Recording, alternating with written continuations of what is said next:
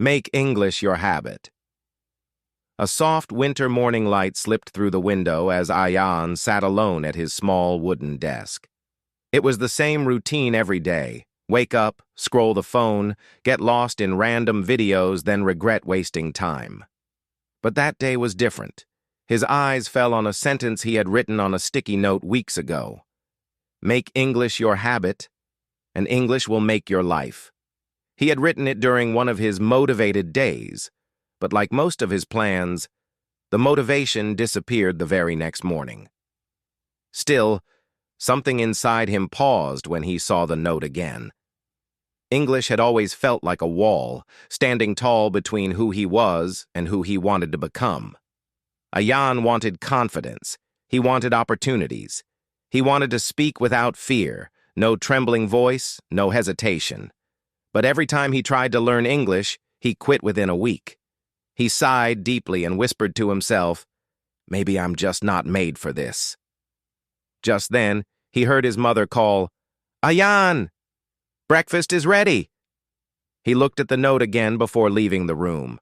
That single sentence stayed in his mind all day. The turning point. At college, Ayan watched a group of students confidently speaking English. They weren't perfect. They made mistakes. But they kept speaking. They laughed, corrected themselves, and continued. Ayan felt something in his heart. Why can't I do that? What's stopping me? He asked himself. On the way home, he visited a small bookshop, somewhere he rarely went. The shop owner, a kind, middle-aged man with glasses, smiled. "Looking for something?" he asked. Ayan hesitated. Do you have easy English storybooks?" The shopkeeper found 3 and placed them on the counter. "You know," he said gently, "English isn't learned in one day. It becomes part of you only when you make it a habit. Read a little every day. Don't force yourself. Just enjoy." The words echoed in Ayan's mind. He bought the books and took a long breath outside the shop. For the first time, learning English didn't feel like a burden. It felt like a beginning. The first week. Small steps. That night, Ayan opened the first storybook.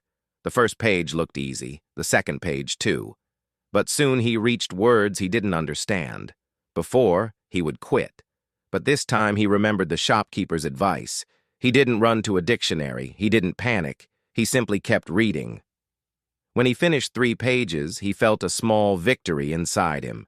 He wrote in his notebook, "Day 1, I read 3 pages. English didn't scare me today." The next morning, he tried something new, listening to English for 5 minutes, a small motivational video. He didn't understand everything, but he didn't give up.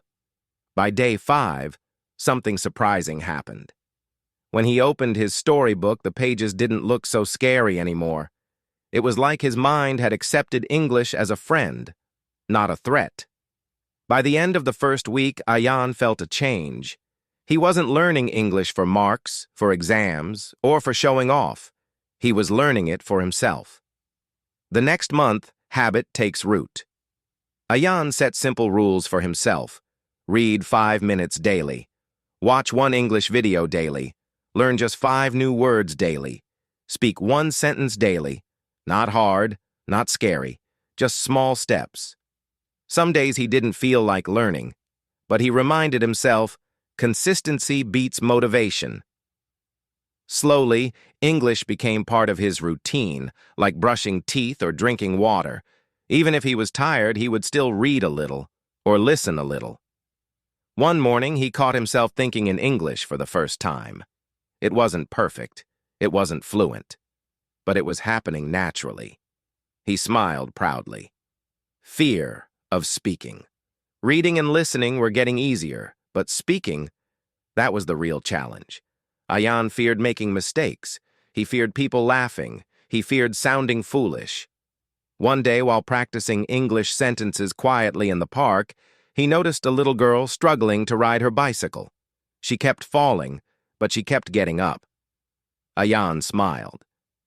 If she can keep trying without fear, why can't I? That evening, he stood in front of the mirror and said loudly, I will speak. I will make mistakes. I will learn from them. The first day he spoke only one sentence. The next day, two. The next week, he spoke short paragraphs to himself. Then came the big moment, speaking to someone else. His heart raced as he approached his classmate Maya, who was good at English. Hi. Can I practice English with you? He asked nervously. She smiled warmly. Of course. Let's talk. He made mistakes. He mixed words. He forgot vocabulary. But he didn't stop.